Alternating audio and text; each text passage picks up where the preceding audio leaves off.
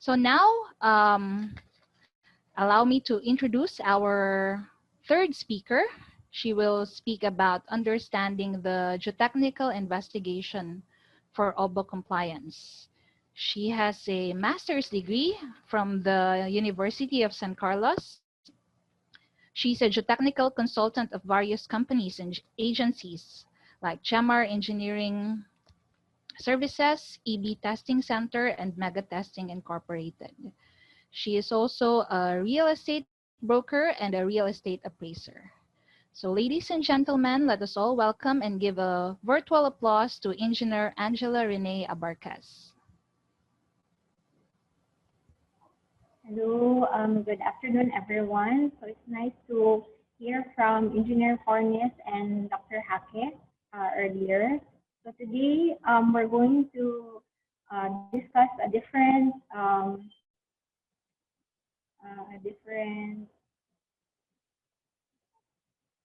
part of civil engineering. Aside from water engineering, we have geotechnical engineering.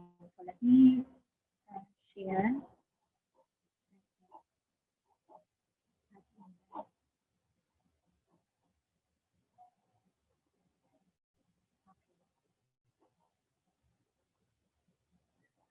Okay, so can you see? Yes, ma'am, we can now see your presentation.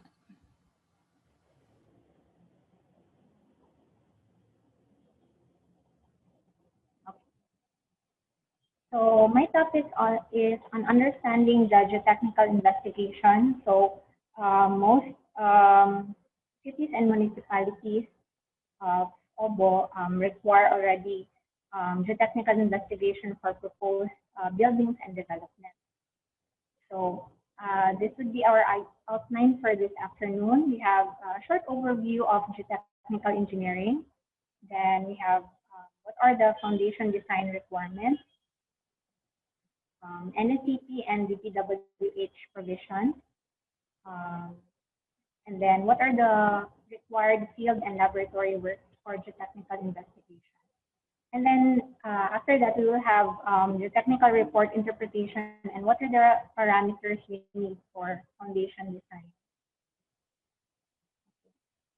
So geotechnical engineering, so we have here the soil. It supports our structural foundation, so it's important that we must study the properties of the soil, such as its origin, most especially its load bearing capacity and how it would react to different loads being applied to it, especially when we alter the characteristics of the terrain for our construction activities.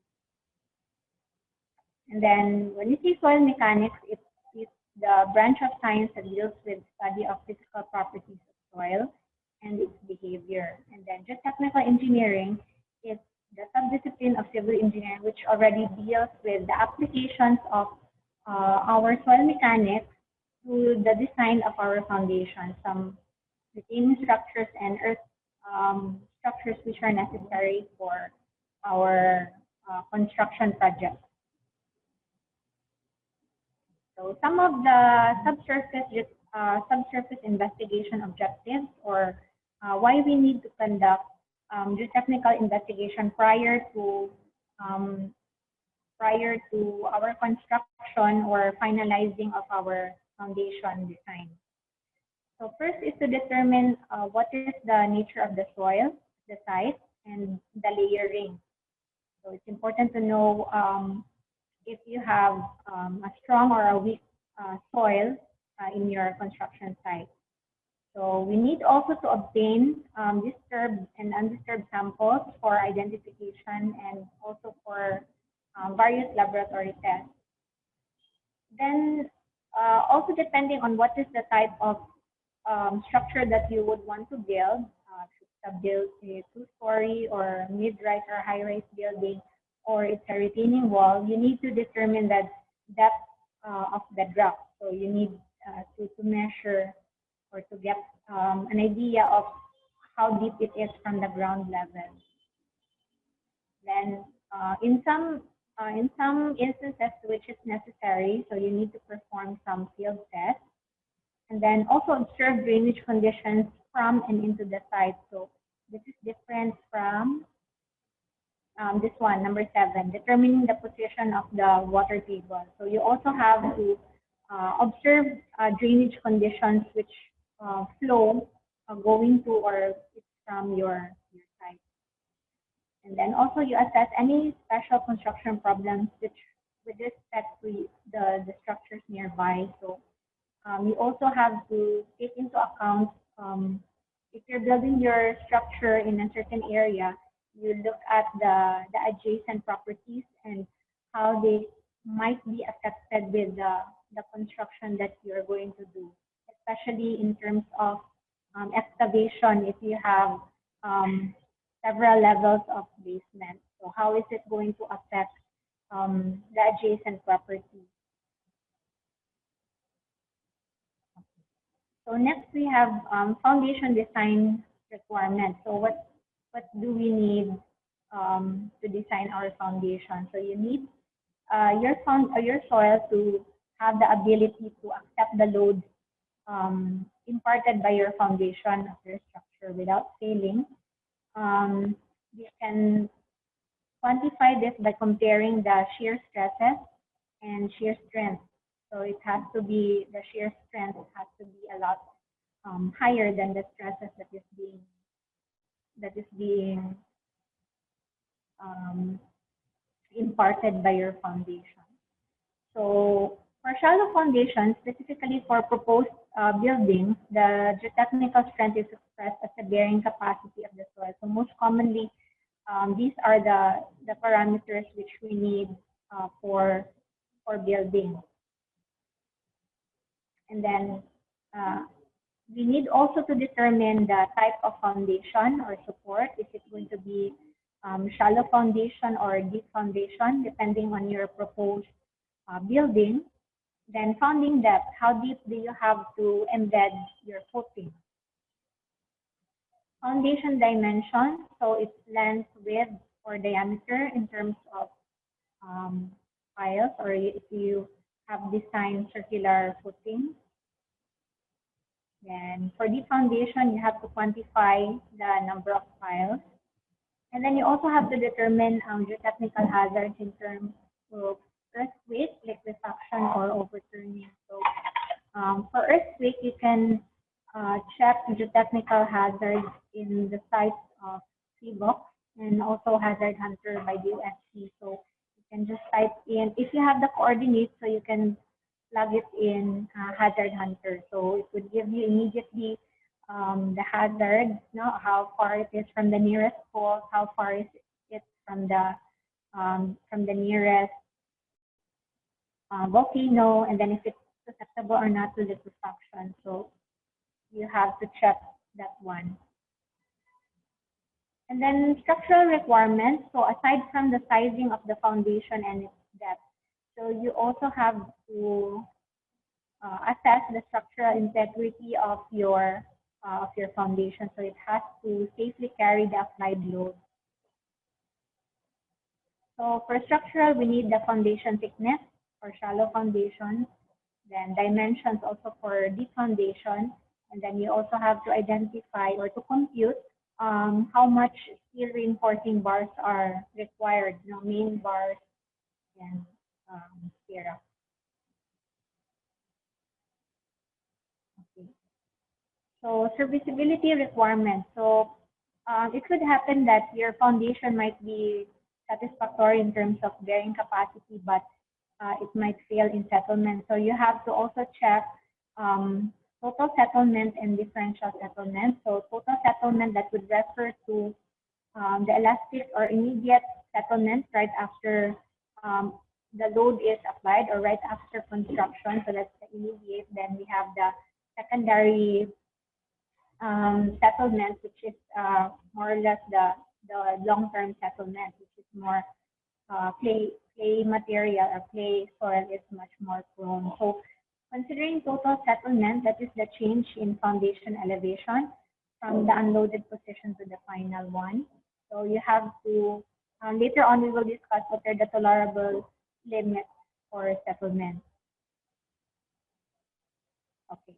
So from NSCP, we have the typical allowable settlement. So usually we consider this one in terms of MM25, so 25 mm. So same with NSCP, allowable settlement should not exceed 25 millimeters. But for heavy buildings or those which are supported by mat foundation, so these can be around allowable to be around 50 mm. Then differential settlement, that's the difference in settlement between two foundations. So if you have several foundations supporting your building, so this is the allowable settlement, either between two foundations or between 2 points on a larger single foundation. So allowable settlement, differential settlement is dependent on the allowable angular distortion, and then S, this is the spacing between the columns. I left to right now. So this one is the angular distortion, then S is the spacing between the columns. So this is also found in NSCP. So it would depend on the type of structure. So usually we refer to this one, typical commercial and residential buildings. So 1/500, 1/500 then times the spacing between the columns. So that would be our allowable differential settlement.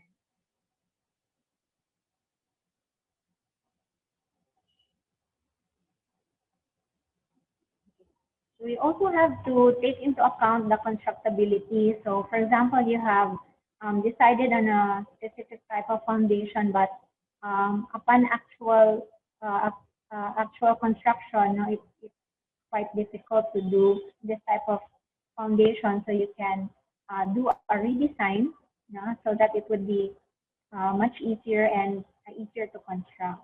Then you also have to check for economic requirements. So you can also do value engineering so that you can compare or which type of foundation you can apply for a specific structure. So you can compare, for example, if your soil is kind of weak, so you can compare between piles, not deep foundation, or probably it can still stand on mat foundation, but with ground improvement or geosynthetic. So you can try to compare between the two so that you can have a more cost-effective foundation solution. So referring to the latest NSCP 2015 standard provisions under Chapter 3, for foundation investigation, so we need for if your area is less than 50 square meters, so you have a minimum of 1 borehole for your exploration. And then if your area is 50 to 500 square meters, so that is 2 boreholes. But if your area already exceeds 500 square meters, so you would need an additional of 1 borehole per fraction of 1,000 square meters. So this would assure that we would capture the actual soil conditions on site. Because if you have a quite large floor area, and then you just have 1 borehole, so it could happen that you would have different soil profiles. So it happened in some of our projects in the airport. There we did 2 holes, and then in 1 hole it was already rock, in Mactan, and then in another hole, which is about around just 20 meters, so it was clay. So it is very important that you have as much boreholes which are within the minimum, so that you can capture what is it actually inside. And then you have, so this one is for the number of boreholes which are necessary for your proposed building. So this is referring to the ground floor area, okay, not necessarily the lot area, so it's just the building footprint. This is the building footprint. And then in terms of depth, in NSCP there is no mention of how deep it should be, but it should mostly it should reach bedrock, no? But depending on the type of structure, so we have here minimum depth of boring. If depending on the number of stories, so the higher the building, the lower the depth, or the greater the depth that you have to explore. So for light steel and narrow concrete buildings, so this is just the minimum. So some structural engineers or technical engineers can recommend deeper depth of exploration. So this is just minimum for light steel or narrow concrete buildings. So you have 3 times S to the 0.7. So S is the number of stories. So for a 4 or 5 story building, I think this would be around 9 or 10. So mga 10 meters for a 4 story. If it's just a narrow concrete building, it's not the wide concrete building. So if you have heavy steel or wide concrete building, so it would be around twice. So this is 6 times number of stories times raised to the 0.7. So this is just the minimum. You can go beyond the minimum depth of exploration, especially if your soil is quite weak. So we had an experience in Consolacion. It was just a 4-story building. So we recommended around 10 meters for the depth of exploration. So what happened at 10 meters, the soil was still quite soft, and then the drillers failed to inform us about it. So it would be better if we had proceeded to more than 10 meters, because if we're going for deep foundation, so we need to identify what would be the depth of the strata that has greater capacity. So it is a case-to-case basis. So this one is just the minimum, especially for weak soil. So you have to extend around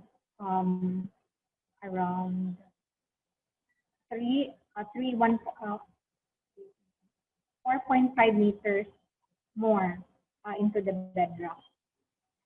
Okay, so for these special types of soil or problematic soils like expansive soils, we have clay, soft clay, which are saturated.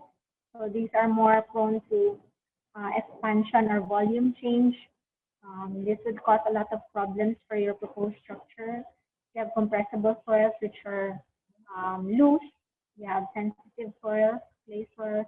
You have high groundwater, which would pose a lot of problems for your foundation construction. If you would need it to be embedded at the depth, which already has the groundwater. And then if you're using pile foundation, you need more thorough investigation. Also, if your structure would need ground improvement, not to reduce the expected settlement or to reduce the liquefaction susceptibility. Then also if you have questionable rock, which has a lot of cavities, so you need to conduct more studies, or more holes in order to capture what is the characteristics of the soil or rock in that area.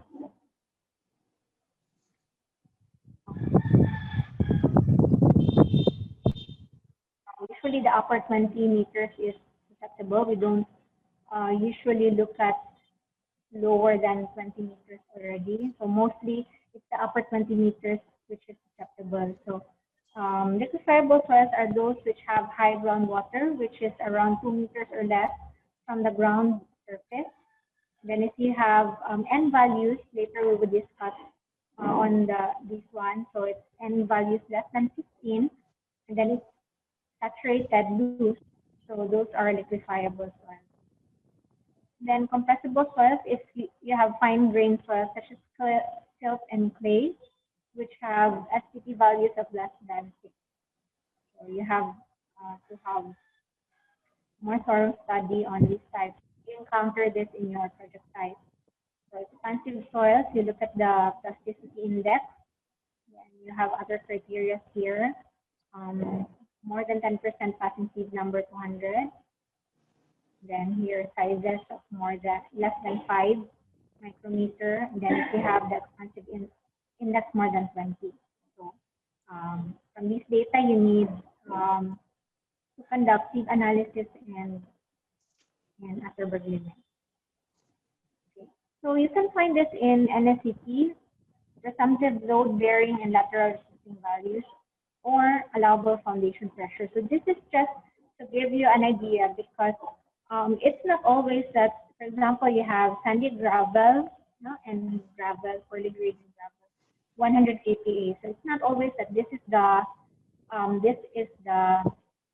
allowable foundation pressure. So it's possible that if your sandy gravel is quite dense, so you would have a value of more than 100 kilopascal. And then if you have loose sandy gravel, or you have loose, well-graded sand, so it's possible that you can have lower than 75 kilopascal, especially if there's also presence of groundwater.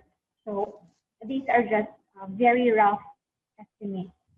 So it would be better if you have your soil boring results, so that it would be more accurate. And then design of piles, you can find this in section 306 in NSCP. So we have there some rules of the design of piles, which I would not discuss thoroughly here. So we would focus more on the geotechnical report. Okay, so that one was for NSCP. Next, we go to DPWH design guidelines. So what do they require? So for DPWH, for buildings, generally borings are made one at each corner, then one at the center. So this one is also, even if this is their requirement, usually we follow the NSCP. No? This one, it does not state how large the area is. So, for example, you have a small or a large area, and then you would follow this one, so it might be difficult. So this one, you can refer to this and then also look at NSCP. And then for low load warehouse buildings, you have a minimum of 4 borings at corners. And then, but the important thing is your borings must be within the building footprint. Okay, so this one is at corners, and then here interior foundation. So the important thing is you have to have enough boreholes, which is within the minimum requirement.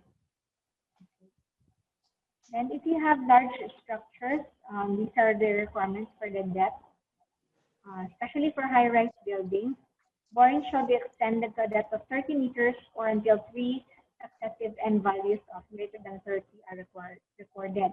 So this one, the 3 successive SPP N values, usually we get the SPP N values every 1.5 meters. So that's why I said a while ago, you extend after the bedrock around 4.5 meter, 1.5 meter times 3.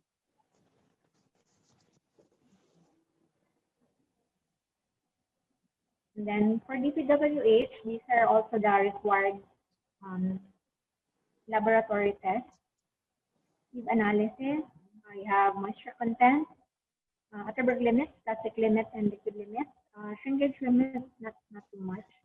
Then specific gravity and consolidation test if you're lucky to have an intact soil sample. Okay, so we go now to the field work. So what do we do in the field? How do we get the sample? So usually in the Philippines, this is the most widely used method of soil exploration or geotechnical exploration. So we have the standard penetration test, ASTM D1586. it would need us to advance a borehole to a specific depth. And then after that, you remove now the drilling tools or the drill bit at the end. Now you have the split spoon sampler. You attach it now to the drilling rod, and then you lower it to the bottom of the borehole. So this is an example or picture of a split spoon sampler. You put it here. Diameter is around 2 inches. 1 3/8 na lang sa interior. Okay, so this is the tip of your drill rod. And then here is where we collect here is where your samples will be collected. So this is how it looks like when it's open. So you can either have disturbed sample or an intact sample, depending on the type of soil that you encounter on site.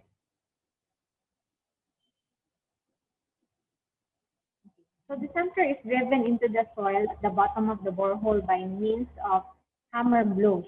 So we have a hammer at the top. The weight is 623 Newton, or this is around 63 kilos, 62 kilos, so 140 pounds. So that's the weight of the hammer. This is for the standard penetration test. This has to be the weight of your hammer. So it's standard. So we have here a picture of some of the sites that we did the technical investigation. So we have here our setup. This is your drilling machine. And then you attach here your drill rod. And then you have your frame to support the hammer. So you let it fall for a certain height, around 0.7 meters. Then this is a reclamation project in Talisay. So still we have the same setup. You have here the drill rod, and then you have the water. This type of boring is wash boring.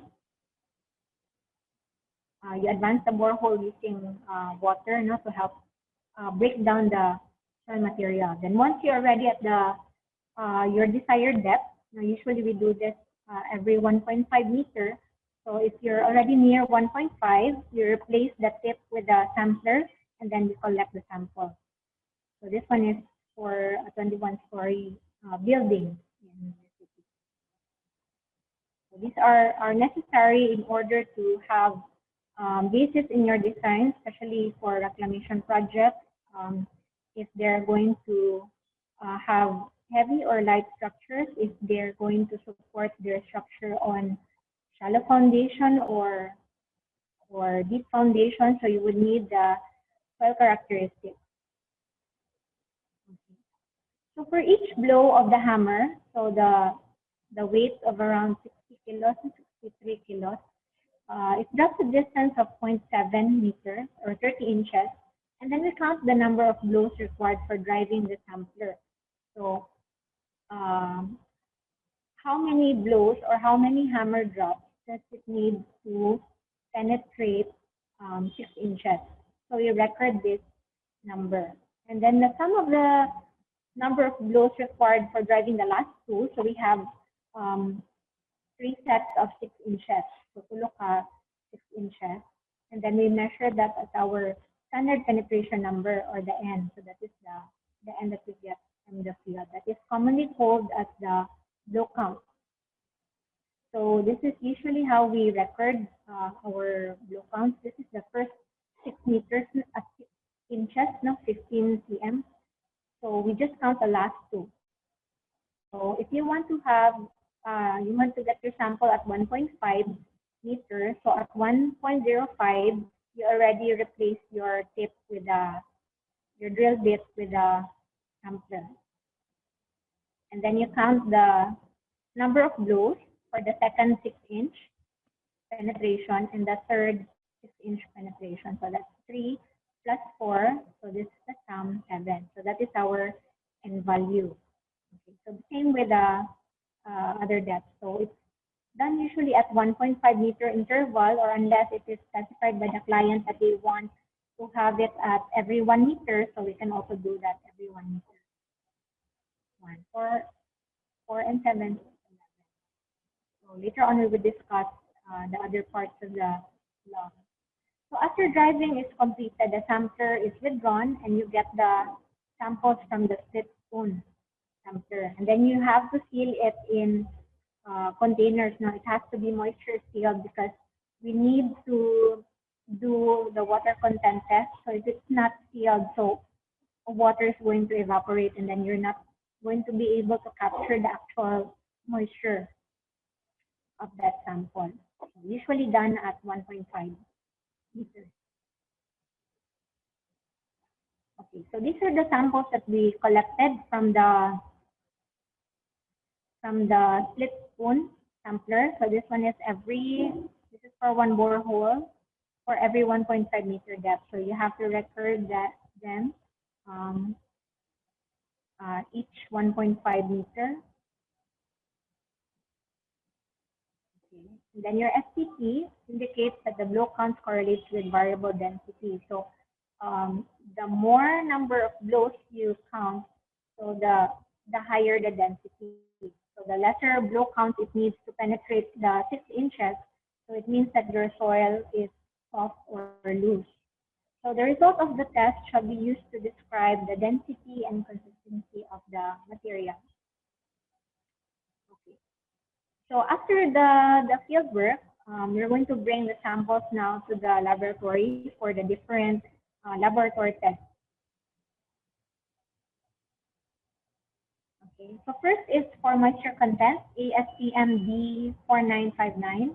Determine the amount of water present. So you have there to measure the dry weight and the moist weight, and then you just get the difference. Basically, your moisture content. Then, in some instances, if specific gravity is required, so you can also perform this test. And then sieve analysis. So this one is very important because it is needed to classify the soil. So we need to have the particle size analysis. So sieve analysis, and then you have hydrometer if you need to identify the particle sizes smaller than number 200 feet. So these refer to the silt and clay, number 200. And then after the sieve analysis, you have Atterberg limit. So just these two, liquid limit of soils, and then you have plastic limit of soil. So that you would have an idea of the plasticity of the material. If it's silty or clay, if it's sand, so you need to determine this one. Okay. So once you have already the raw data from the field and the laboratory, so you can now try to draft the geotechnical report. So you have here 3 basic parts of the report. The first is background information. So you have a general description of site conditions. You can refer to the geology map of the area, and then you have drainage if there drainage if there's drainage going to the site or flowing out from the site. Then what is the ground cover? Is it pervious, impervious? You can also mention here what are the adjacent buildings, the proposed structure. Then second part, you can write the scope of work. So you have here location and depth of borings, how many holes, depth of where the samples are collected, date. Then you have how many tests were performed, what are the standards used. Usually we consider the ASTM standards. And then third, you present the data that you have collected. So you have to attach and then characterize also final logs of all the borings. If you have well installation to measure groundwater level fluctuation. You have water level reading, very important. Then data plots from each hole. And then you also have individual data sheets because there are times that For example, you want to know more about one portion of the result, so you need to have the raw data. So here, individual data sheet. Then you have the sample photographs, which can correlate with the results you got. And then you can plot now subsurface profiles and summary tables. So summary tables are very important. Okay, so I'm not sure if this is clear for you. So you have here borehole location plan. This is usually submitted by the client, no? If they have specific locations that they want their boreholes to be, depending on which part of the lot would their structure stand on. So you have here how many number of boreholes, distances from each borehole, and then you have the depth. In this case, it's around 40 meters. Okay. Then sample borehole log. So this one, the borehole log should depict the blow count. You have the laboratory test summary. Okay, this one at the right side, so that at one glance you can visualize now what is the soil profile at that area. You have the groundwater level, date, and soil description. So this one, I think this is clear. Date, this is important also. Then also groundwater, if it's encountered, your drilling depth, no water in this case. Then you have the N values. This is sum of this one plus 2 NSCP blows. Then you have soil description. So this one is prior to the results of your laboratory. So this is written in the field. So visual, this is visual identification. And then this one is a summary of your laboratory. So we have here sieve analysis, passing, sieve number, we have Atterberg limit.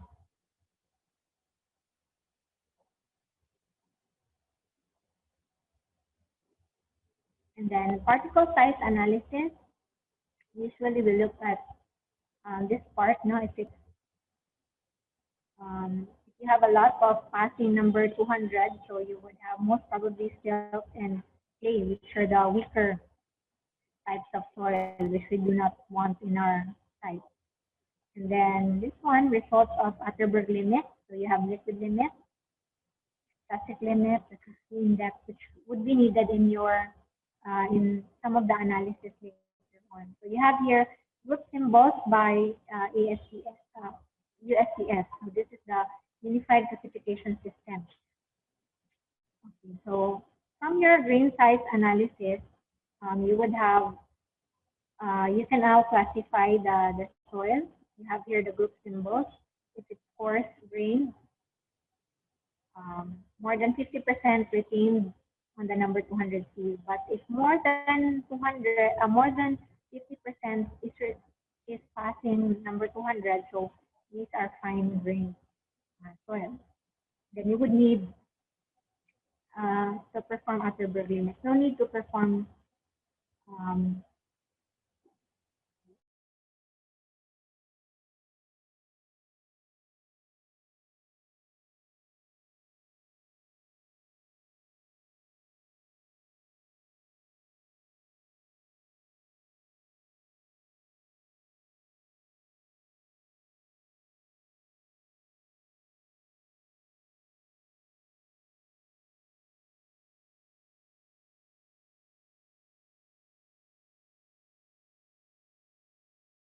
energy, so you can refer also to this text for the specific correction factors.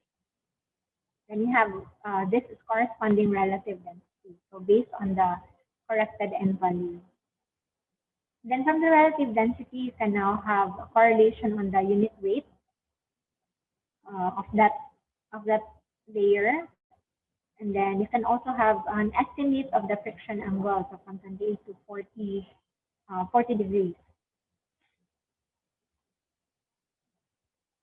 Okay. So if your soil is clayey, so you can refer to this one in terms of consistency. You have the standard penetration number N60. This is also corrected value of the N. Then you can have more or less an estimate of the unconfined compression strength CU.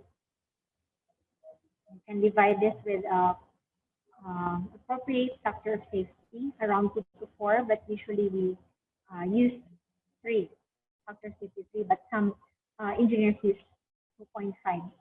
So it depends on how, on the type of exploration that you did, how confident you are that it's the same overall on the site. So you can use 2.5.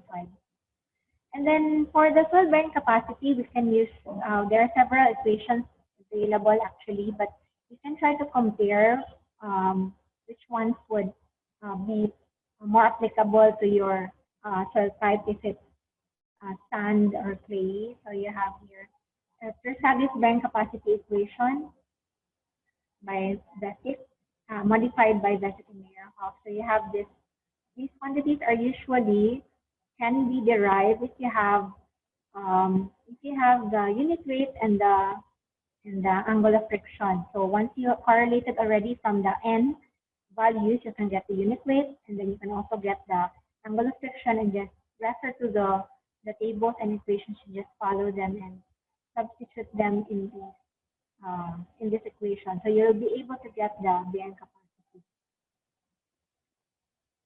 And then rule of thumb, if you need to estimate quickly or just have a rough idea of what is the bearing capacity in the area. So for clays, you can use this one. Allowable bearing capacity is 2 times the shear strength. You can get this value from the second table that I showed earlier as you. And then for sand, you can have this as a rough estimate, 10 times N. This is the N that you get from the field without the correction factors yet. Okay, so this is just a rough estimate. Okay. And then another parameter which we might need for structural design, you have stiffness parameter A sub S, that's the modulus of subgrade reaction.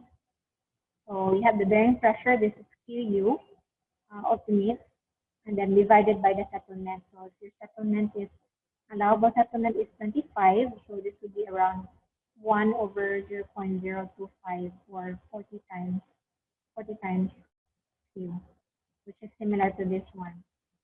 Okay. So these are usual typical values of K sub S. Okay. So you just check it from here, the bearing capacity that you get, then you have the settlement. Then you just check if it's within the range from here. For sand, then for clay, soil.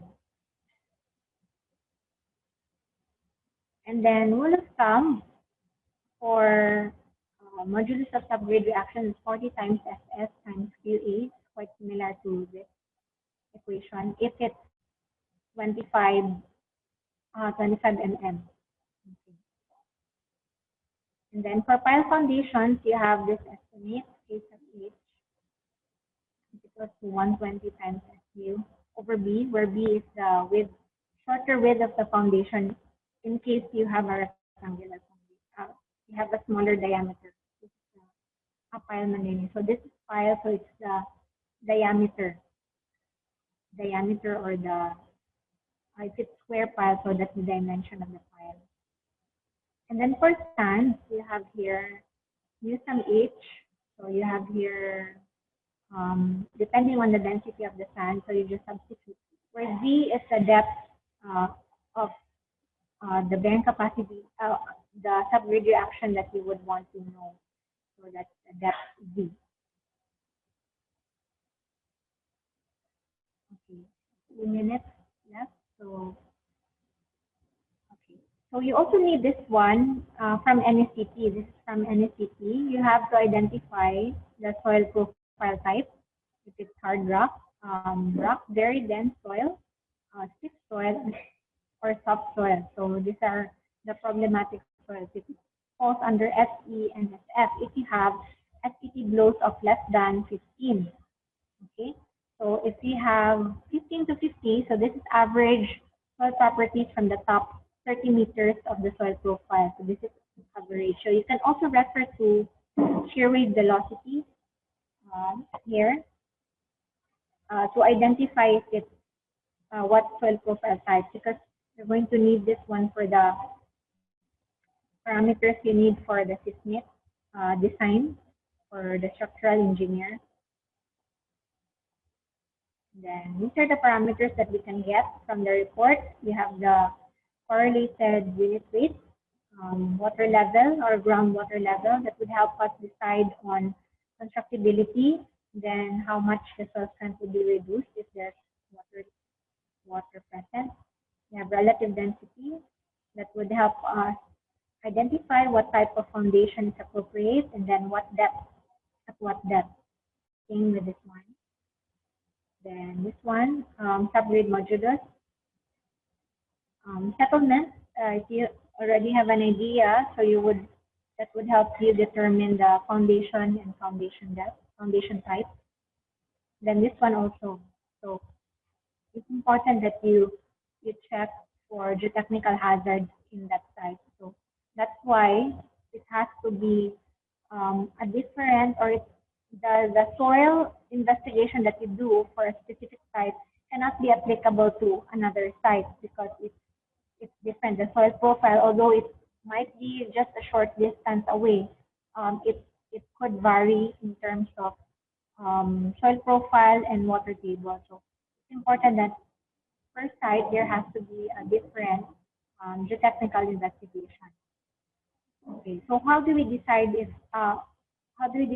it's isolated footing or mat footing or deep foundation? So mat footing, we would choose this foundation type if the structural loads are so high. So if it's a multi-story building, or even if it's just a 3-story building, but you have poor soil condition. So your spread footings would be very wide, and then it would cover more than 50% of the footprint. So it would be more economical if you have a mat foundation. And then mat footing also if you have erratic soil and prone to differential settlement. So for example, the ideal soil profile that we want is you have a loose layer at the top, and then it gets denser when you go down. So that's our ideal. That's what we want. But if you have erratic soil, you have different bearing capacities, so it increases, decreases, and then you have groundwater present. So it would be preferable if you have mat footing because it would help in the settlement. No, it would have a smaller settlement. Then also if you have lateral loads not uniformly distributed throughout the structure, and then if you have uplift loads, then we would decide to use deep foundation if the structural loads are so high that your spread footing would be too large, or if we choose mat foundation, the settlement would be too high. So there's no other option. You have to use deep foundation, especially for very high buildings, mga 30, 40-story buildings, and then you have a soil profile of medium dense to dense sand. So it has, or not so stiff clay. So it has to be under pile foundation. And then if the upper soils are subjected to scar or undermining, or if there's water table present, and then if your foundation must penetrate through water, since a large uplift capacity is required, or you have requirements on lateral load capacity.